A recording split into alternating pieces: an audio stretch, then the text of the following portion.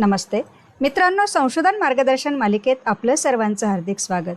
मागील भागात आपण माहिती संकलन साधनांची कसं लिहायचे आहेत किंवा कोणती तंत्र तुम्ही वापरणार आहात याची सविस्तर माहिती लिहून घेण्यासंदर्भात आपण जाणून घेतलं होतं। मित्रांनो, आजच्या भागात आपण संशोधन कार्यपद्धती लिहित असताना अजून कोणत्या मुद्द्याचा विचार करायचा आहे याबद्दल आपण जाणून घेऊया। आता माहिती संकलित केल्यानंतर संकलित केलेल्या माहितीचं विश्लेषण कसं करायचं आहे किंवा तिचं अर्थनिर्वचन कसं करायचं आहे याबद्दलही आपल्याला काय करायचे असते, माहिती ही द्यायची असते।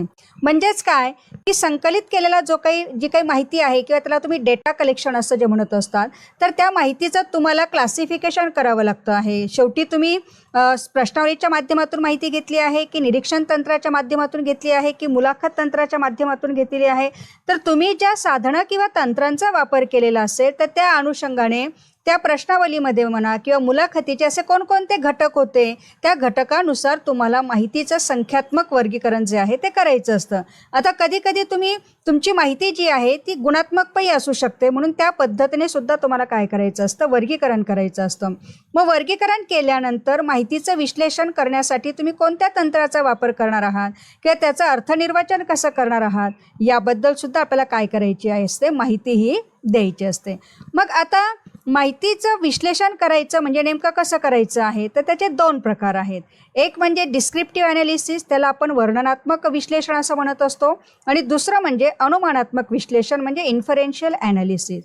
आता जेव्हा तुम्ही माहितीचे विश्लेषण वर्णनात्मक पद्धतीने करत असतात तर त्यावेळेला सेंट्रल टेंडन्सी म्हणजेच त्याला आपण म्हणतो केंद्रीय प्रवृत्तीची परिमाणं जी आहेत किंवा विचलनाची जी परिमाणं आहेत, शतात्मक आणि शतात्मक जे आहे, नंतर आलेखात्मक पद्धती आहे, या अनुषंगाने तुम्ही कशी माहिती सादर करणार आहात याबद्दल सुद्धा आपल्याला माहिती ही द्यायची असते।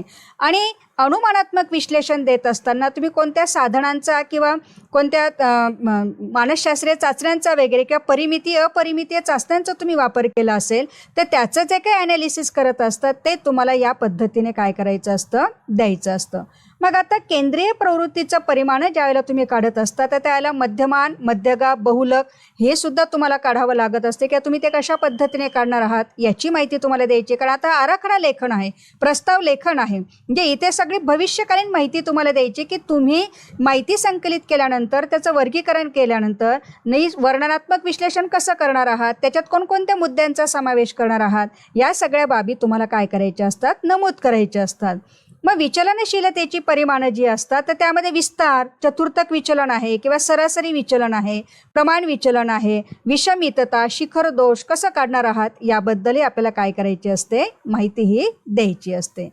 मग आता या उदाहरणाच्या अनुषंगाने आपण बघूया की महाराष्ट्रातील दूरशिक्षणाद्वारे उच्च शिक्षण घेणाऱ्या विद्यार्थ्यांचे मानसिक स्वास्थ्य आणि निर्णय क्षमता यातील सहसंबंधाचा अभ्यास। आता इथे तुम्हाला सहसंबंध काढायचा आहे म्हणजे निश्चितच तुम्हाला आर काढायचा आहे। म्हणजेच काय की मानसिक स्वास्थ्य आणि निर्णय क्षमता याच्या अनुषंगाने जो तुमचा डेटा कलेक्ट होणार आहे तर त्या डेटाचं तुम्हाला काय करावं लागणार आहे, आर काढावा लागणार आहे, म्हणजे पिअर्सनचा आर जो आहे, जो कोरिलेशन आपण म्हणत असतो। शिवाय मुलाखत सूचीचं तुम्हाला जर विश्लेषण करायचं असेल तर तुम्हाला काय स्क्वेअर चाचणीचा काय करावा लागणार आहे, वापर करावा लागणार आहे। म्हणजे अशा पद्धतीने तुम्ही माहिती जी संकलित केलेली आहे तर त्याचं विश्लेषण कसं करणार आहात, तर या अनुषंगाने तुम्हाला टप्प्याटप्प्याने काय करायची असते, माहिती ही द्यायची असते। अशा रीतीने मित्रांनो, माहितीचं संकलन केल्यानंतर माहितीचं विश्लेषण कसं करणार आहात, दोन प्रकारे आपण बघितलं आहे की वर्णनात्मक आणि अनुमानात्मक, आणि त्यामध्ये कोणकोणत्या मुद्द्यांचा समावेश करायचा, ते कसे लिहायचे याबद्दल आपण माहिती बघितली।